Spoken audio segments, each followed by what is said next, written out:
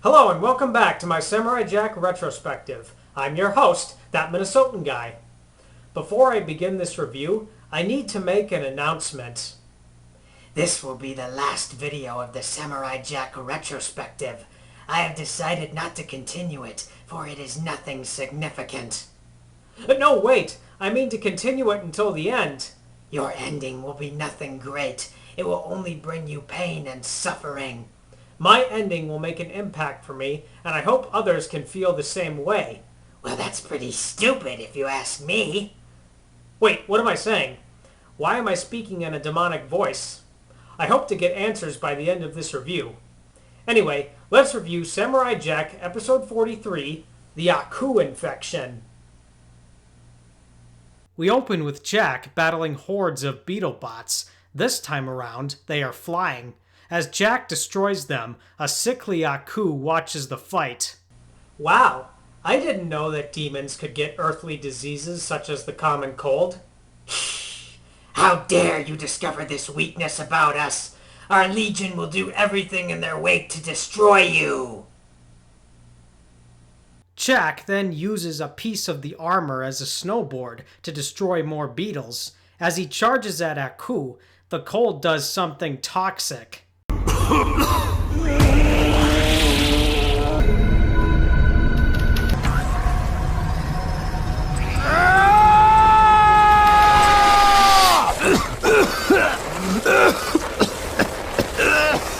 Like the symbiotes, the evil will begin to spread.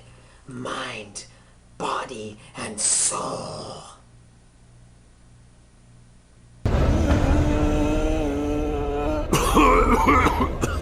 No, I will not fight you today. Oh, I don't feel good. That's what happens if you leave your healthy cells unchecked. How could we overlook this? We plan almost everything before we launch our evil. The cold begins to wear Jack down so much that he has no choice but to camp near a small slope.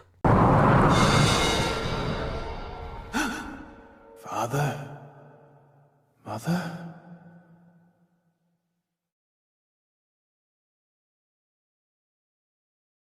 A near-death experience this is. Maybe, but this is just the beginning. A pair of miners save Jack and take him back to their camp. After giving him some warm food, they tell him the blizzard will pass by tomorrow. One of the miners says that in 5 years they have been able to find 3 gems. One more and they can retire. As Jack promises to keep their secret, dark matter becomes noticeable. Now, I'm a fan of body horror, and this episode does a good job of making you feel concern for Jack. To put it in perspective, the best way of utilizing body horror is to show how gradual it is. When it begins, that's when concern rises. Over time, you can only hope that the protagonist finds a cure for their condition. In the end, you either lose hope for the protagonist or cling on to what is left. David Cronenberg's The Fly is the best example of this process. The episode speeds this up for the sake of pacing, but when you think about it, Tartakovsky knew what he and everyone else involved in the production of this episode were doing. The next morning, Jack and the miners bid farewell to each other. Jack then discovers that he stole the gems. Before he can return them, a call for help is heard. Jack starts to pull the hiker up, but then he drops him. What happens next? Well, just watch. Accept everything you've got? I will accept nothing for only doing what is right. You're gonna pay or I should drop you! No, do not worry. I will pull you up. Come on! My concern is starting to rise. This is unusual for Jack. No, this is not unusual. This is grand. He is becoming something more. No, this is bad. He needs help. Help is for those who are weak. Why ask for it when you can do your own deal? Helping others is good for your soul. No, it only shows that you are a coward. Now I'm concerned for myself. The hiker decides that he wants to stay, and Jack obliges with this. but it's pretty stupid if you ask me. What happened to the hiker? Why concern yourself over that? He's nothing significant in the long run.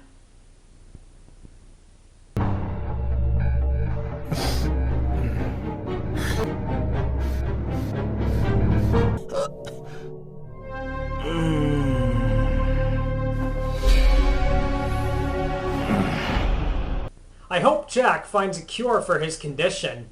No cure. He is about to do great things. Jack then makes his way to a town where the local dogs and children take notice.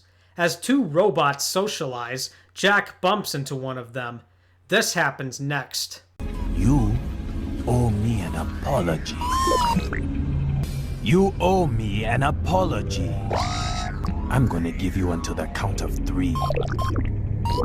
1, 2, 3.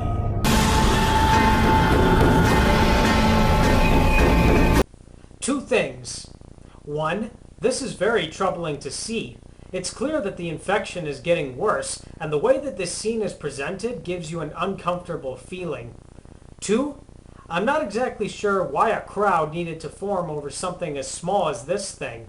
If it were a big argument, then I would take the idea of a crowd gathering more seriously.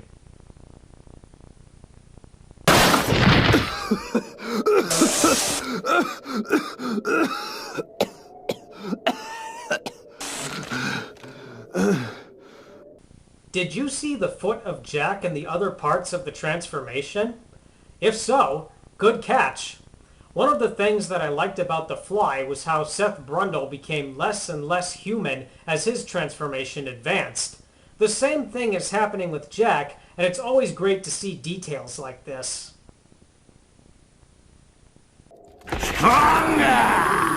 Ah! No. This cannot be happening. Oh, yes, it can. Ah! Must keep control. Yeah! Gotta get a grip! Ah! Need help. The monks! I gotta find those accursed monks! I know that Jack means well by finding the monks, but they are in danger as much as he is. No, those monks are going to suffer just as Jack will. What is happening to me? Something great. You will soon realize the truth. I can't give in. Oh, but you will. Got to do something.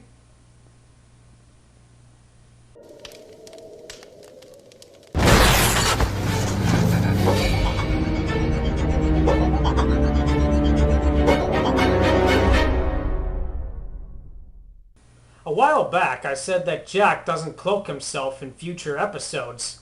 That was a little mistake of mine.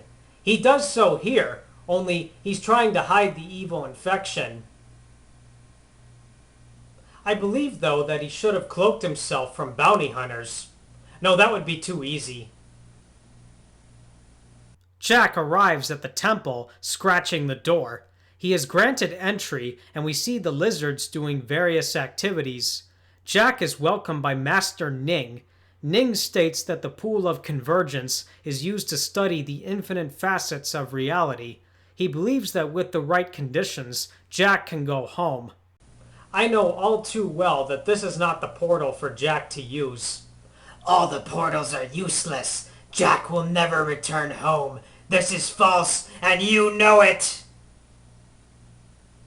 As Jack is about to state what he seeks, a tear is shed. I seek to foil the samurai! To destroy his dream of returning home, and to destroy all who stand in my way. The lizards then fight back, but the infection states that this is fruitless. No, not the lizards! Yes, the lizards!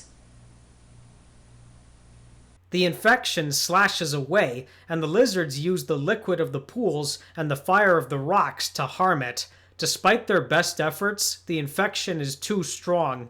Yes, cower before the evil. When it's done, you all will cease to exist.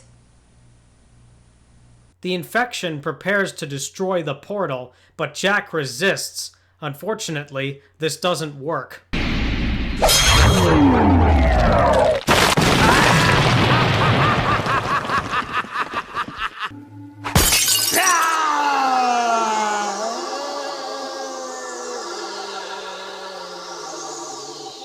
Forgive me. Jack, you must win. The danger is growing at a rate that I've never seen before. A quick vision from Jack's father, and the monks tell him that the infection means to consume him. While the monks can slow the sickness, they cannot purge it entirely. Only the good within Jack can do this. Yes, the good within me can do the same to the evil within me. My notes regarding spirituality, they'll have everything I need. You worthless wrinkled grub! I'll have you for dinner, you worm! I'll eat every last monk in this hole! I'll devour you all just as I have consumed the samurai! Jack, you must keep fighting! Get it from within! Your words mean nothing. He is going to lose no matter what. What sorcery is this? Who are you? Why are you taking over my show? Well, since you asked, I shall reveal myself.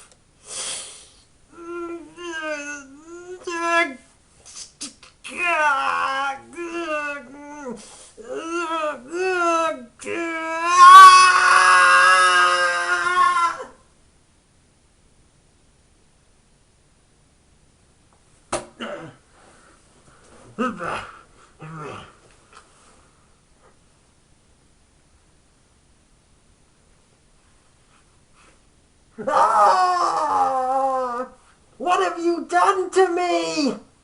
I have now taken you as my vessel. You are now mine to control. Remember when your text said 5 minutes later every time you blacked out? That was me beginning to take control. I am the evil that intends to bring you down. I have worked hard to bring down any who wish to create their own review shows.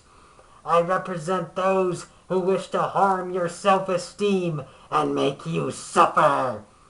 Who else have you tried to destroy?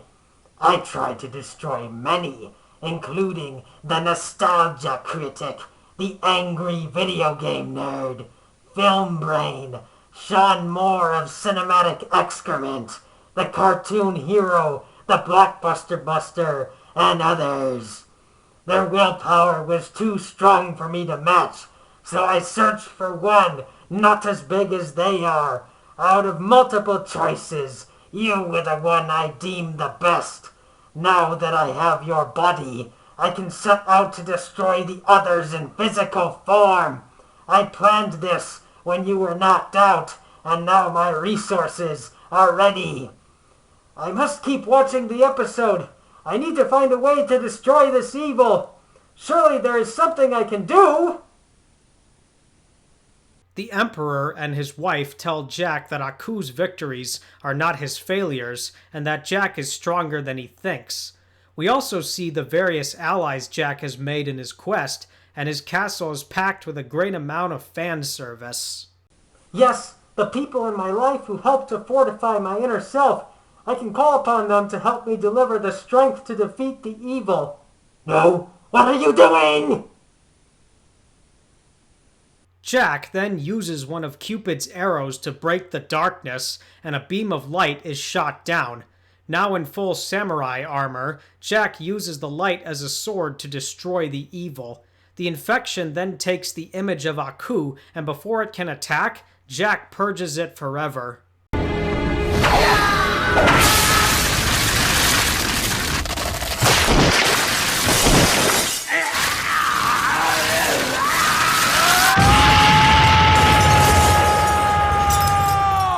Yes, that's how I do it.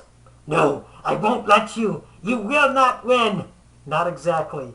You forget something about me. I have a balance between my emotions. I don't give in to either side because that is not healthy. Stop! I only want to help you, make you bigger than anyone else. Now you're just lying. No!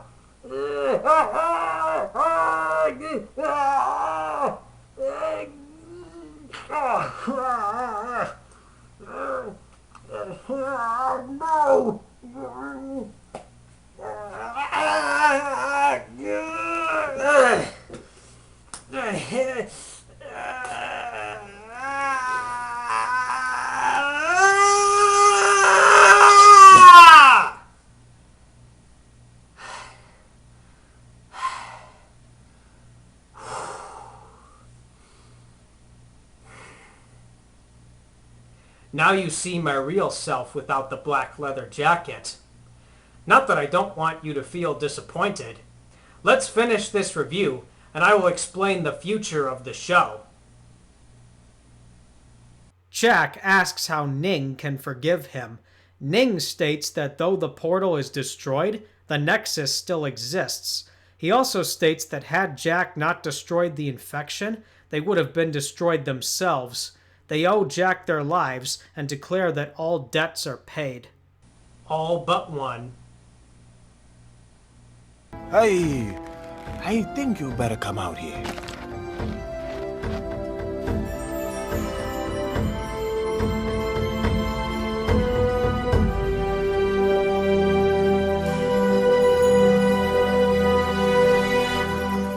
Wacha! So that was the Aku infection. This had a good story to it, and I really like the use of body horror. Music, action sequences, and even the visuals themselves make this episode great. Now, I need to address the future of the show.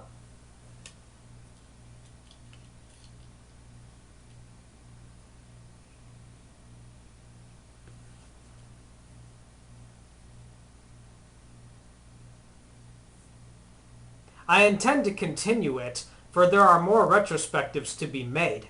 However, I have seen the ending for my show. When it arrives, I will let you know. The black leather jacket has been purged of the evil, but I wish not to wear it anymore.